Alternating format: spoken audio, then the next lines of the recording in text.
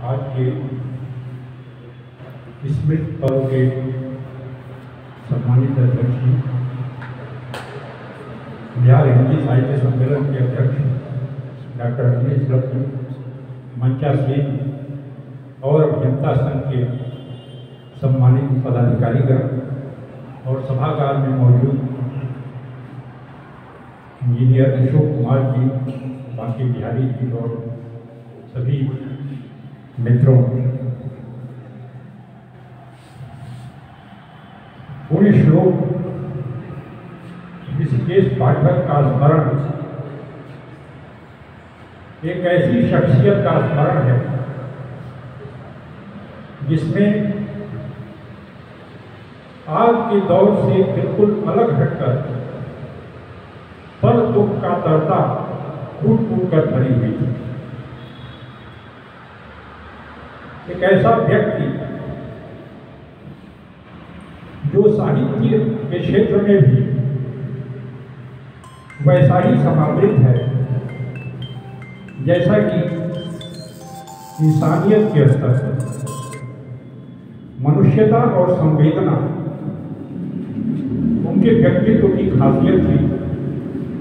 और यही वजह है कि लंबे अरसे तक अस्वस्थ रहने के बावजूद वे सामाजिक कार्यों में सदा लगे रहते थे। और ऐसे लोग अब दुर्लभ होते जा रहे हैं। पाठक जी ने जो भी साहित्य रचा उसमें कबीर की तरह उन्होंने आंखी देखी वो अपने कृतित्व के माध्यम से अभिव्यक्त किया। और यही कारण है कि उनकी तमाम कृतियां सामाजिक विसंगतियों, विद्रुपताओं का आईना, चाहे वो प्लेटफॉर्म की एक रात हो, लौकथा संग्रह क्या सवेद हो, या फिर कविता संग्रह अखबाते शूर हो। साहित्य में कभी उन्होंने कपोल कल्पना का सहारा नहीं दिया। जमीनी हकीकत से वे कभी हटे नहीं। और उनके सृजन के मूल में हुआ करते थे वंचित तबके के लोग। जहां कहीं विसंगति है, जहां भ्रष्टाचार है, वहां उनकी नजर रहती थी, पैनी नजर।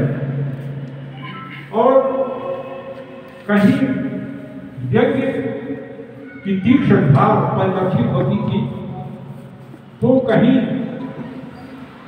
वो प्रहार करते थे। प्लेटफॉर्म की एक रात कहानी संग्रह की जो शीर्षक कहानी है, तो रेलवे महकमे में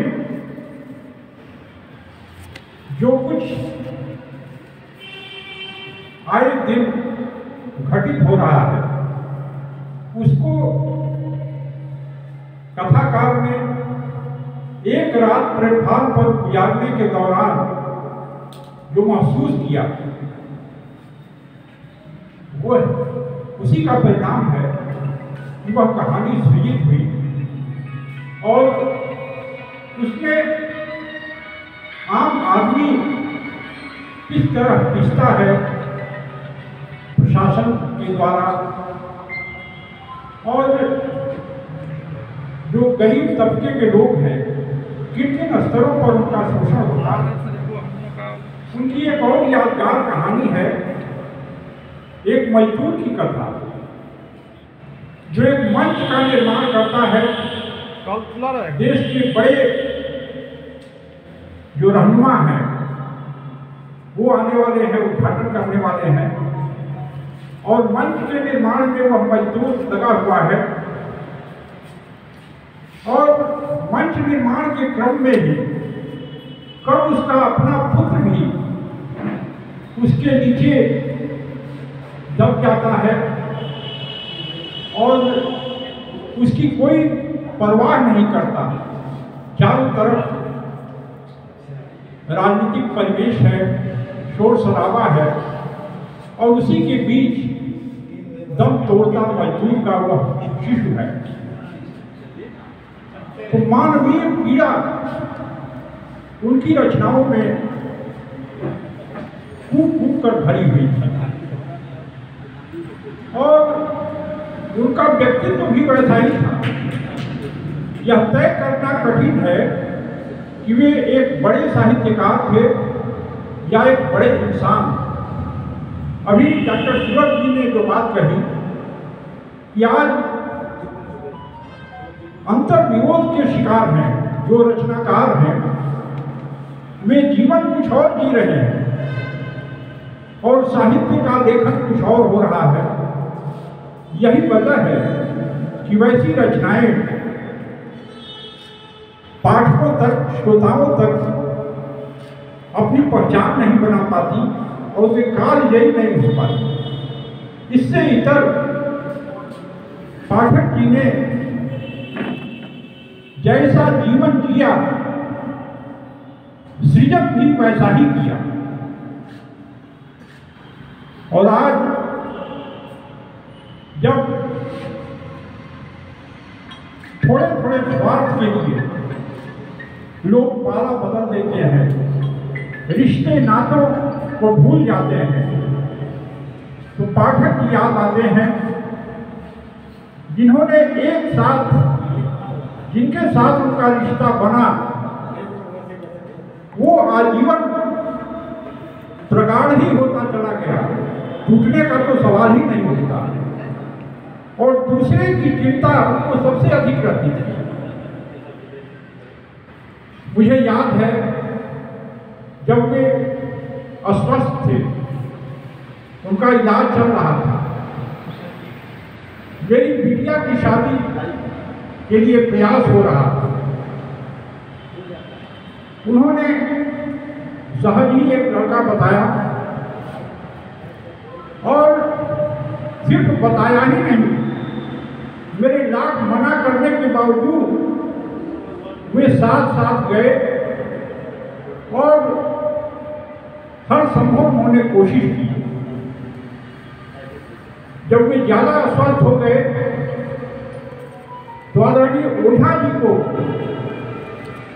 उन्होंने इस काम के लिए अनुरोध किया। तो ऐसा व्यक्तित्व था उनका, दूसरे के दुख के सामने वे अपना सब कुछ भूल जाते थे। उनको अपनी चिंता ही नहीं रहती थी कि मैं इस पीड़ा से होकर गुजर रहा हूं और मुझे क्या करना चाहिए।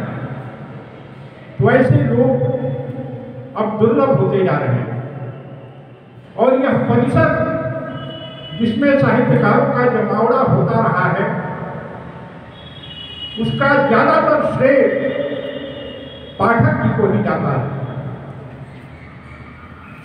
निर्माता, निदेशक के प्रबंध संपादक से संपादक तक की उनकी भूमिका रही और पूरे वर्ष में साहित्य संस्कृति से जुड़े हुए कई आयोजन वे बिना नागा यहाँ कराया करते थे और हम सभी आनंदित होकर उसमें शिरकत करते थे। वैसा व्यक्तित्व जरूरत होता है, लेकिन ऐसे ही लोग याद किए जाते हैं। अक्षर पुरुष का तो कभी शरण होता ही नहीं। पाठक जी भी अपनी कृतियों के माध्यम से और अपनी शख्सियत की खूबियों के द्वारा सदा याद किए जाते रहेंगे। मैं उनकी पावन स्मृति को प्रणाम करते हुए ये पंक्तियां कहना चाहता हूं कि तुम जीवित थे तो सुनने को जी करता था, तुम चले गए तो घूमने को जी करता है। जब सिमटे थे तो सांसें सामी सामी थी, जब बिखर गए तो चुनने को जी करता है। उनकी पावन स्मृति को मेरी प्रणामांजलि और आप सबके प्रति हार्दिक आभार।